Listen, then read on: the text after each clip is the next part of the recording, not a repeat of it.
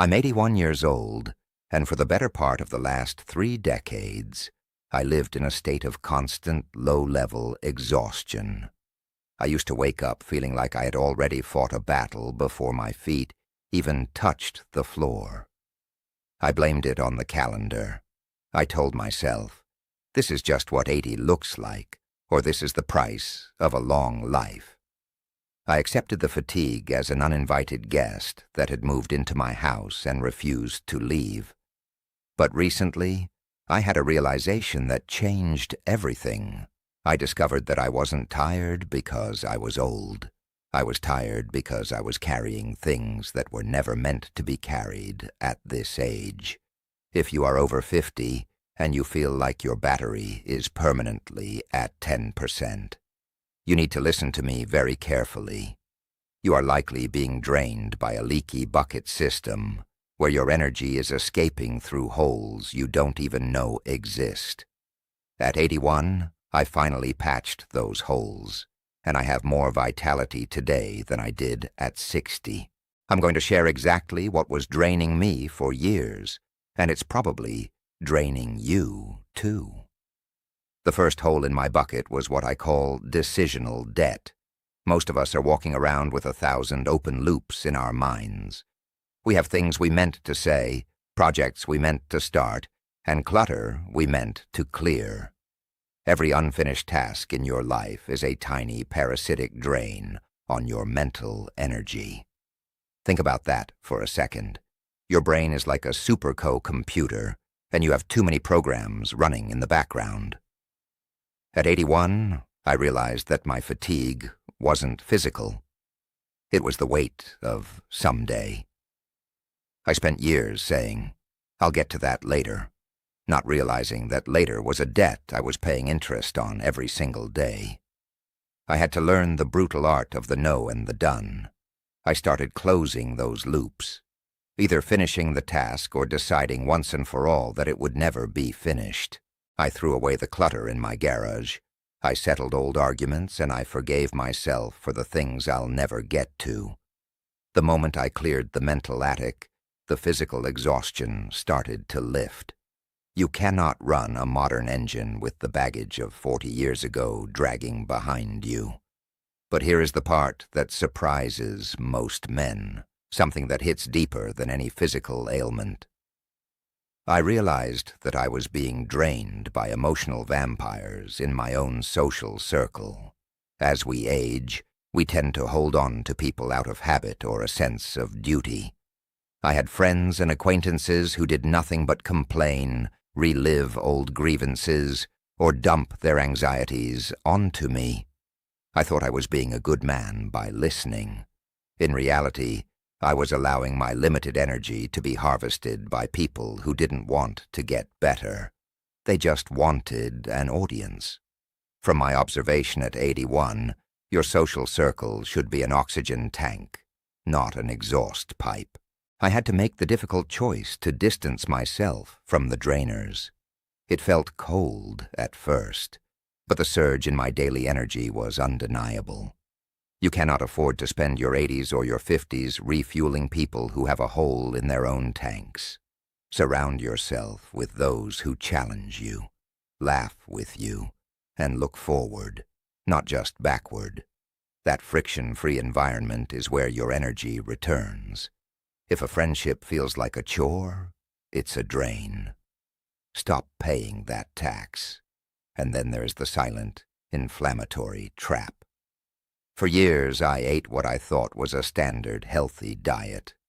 But at 81, I discovered that my body had become highly sensitive to things it used to handle just fine.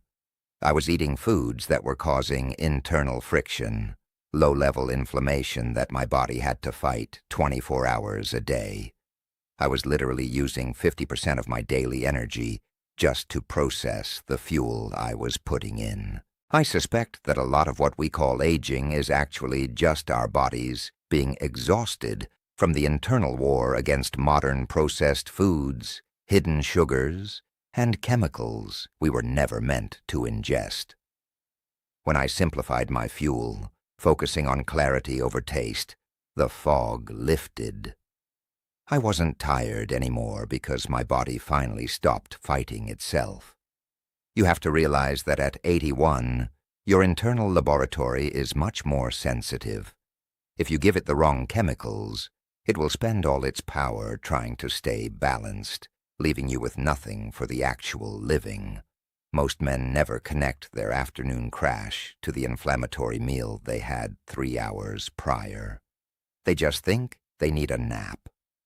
I'm telling you, you don't need a nap. You need a cleaner engine. Now pay attention. Because this is the habit that matters more than almost all the others, and it's the one we are all failing at. I call it the light trap.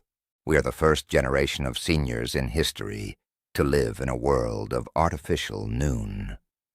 For years, I would sit in my chair at night, scrolling through a tablet or watching the news until 10 or 11 p.m. I thought it was relaxing. In reality, I was telling my brain that the sun was still up. I was destroying my sleep architecture before I even closed my eyes. At 81, your brain needs a very specific wash cycle during the night to clear out waste. By exposing myself to blue light and constant information late at night, I was preventing that wash cycle from happening. I was waking up with a dirty brain every morning. The moment I reclaimed the sunset, turning off the screens and letting the natural darkness prepare my mind, my energy doubled. It wasn't that I needed more sleep. I needed better cleaning. We are biological creatures, yet we try to live like digital ones. Your brain is exhausted because it never gets to experience a true night. And here's the secret that most people miss entirely. It's the movement paradox.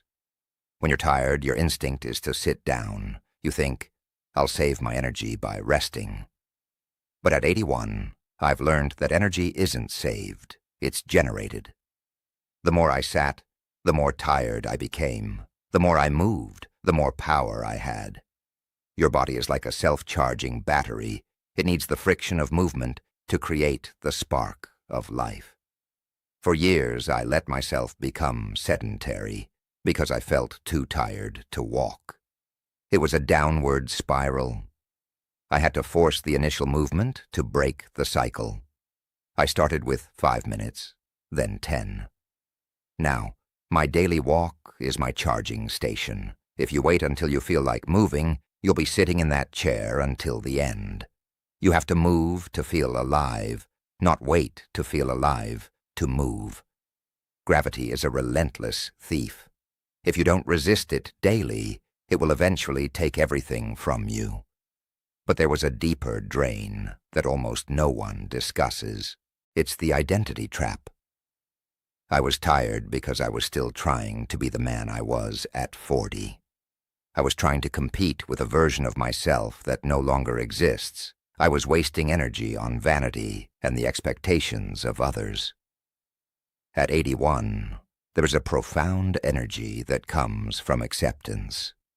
When you stop fighting the reality of your age and start working with it, a massive weight is lifted.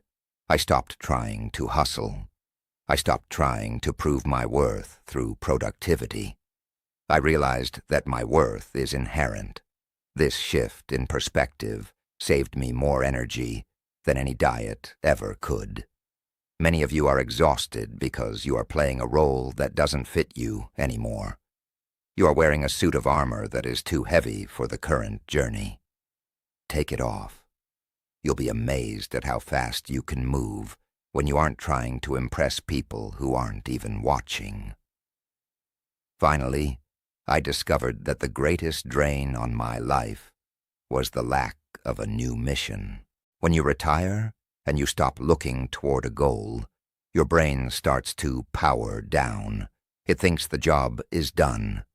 And when the brain thinks the job is done, it stops sending the chemicals of vitality through your veins. Why should the body stay strong if the mind has nothing to do? I was tired because I had no why for the next morning. Finding this mission, this channel, this connection with you, gave my brain a reason to keep the lights on. Purpose is the ultimate anti-fatigue medication. It overrides the aches and the pains. It gives you a second wind that can last for decades. If you don't have a project that scares you a little bit or a goal that makes you want to jump out of bed, then of course, you're tired, you're bored. And at 81, boredom is much more exhausting than hard work. You aren't old, you're just uninspired. I am 81 years old. I finally understand why I was tired. And it wasn't the years, it was the weight. It was the junk in my diet, the junk in my schedule, the junk in my social circle, and the junk in my mind. Once I cleared the deck, I found the man I thought I had lost 20 years ago. I found a version of myself that is leaner, faster, and more focused. You don't have to be a victim of the calendar. You don't have to accept a life of fading out into the gray. Patch the holes in your bucket. Clear your mental debt. Protect your sleep like it's a sacred ritual. And for heaven's sake, find a mission that makes your heart beat a little faster. I don't know how many more sunrises I have left, but I know I'm going to meet every single one of them with my eyes wide open and my tank full. I've stopped looking at the end of the road and started looking at the quality of the step I'm taking right now. And right now, I feel powerful. If this message reached you, if it made you realize that your fatigue might be a choice rather than a destiny, then stay with me. This is a journey of reclaiming what the world says you should have already lost. But I want to hear from you. I want to know where your energy is going. If you had to name just one drain in your life right now, is it a person, a habit, or a lack of purpose? Which one of those is stealing your fire? Tell me in the comments. I read every single word, and I want to see you in the arena with me. Stay sharp, stay energized, and above all, take care of your soul.